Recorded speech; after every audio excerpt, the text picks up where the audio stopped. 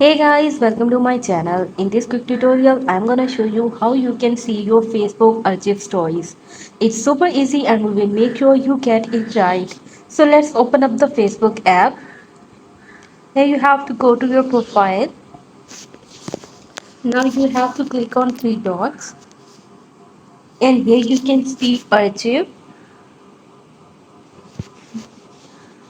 Now here you can see story archive. So guys, this is all of your stories. So because this is my new account, I did not have posted any of my story here. But if you guys have posted your stories, you can see here. And also if you want to change your setting, that if you want to turn on archives, so you have to just turn on, right? But if you wanted to turn off, so you can turn off your archive story.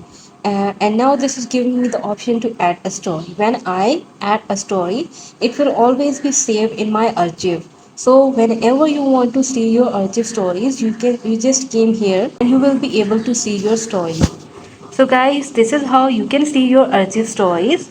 I hope you like the video, and guys, please consider showing your support by commenting, liking, sharing and subscribing to our channel for more valuable content.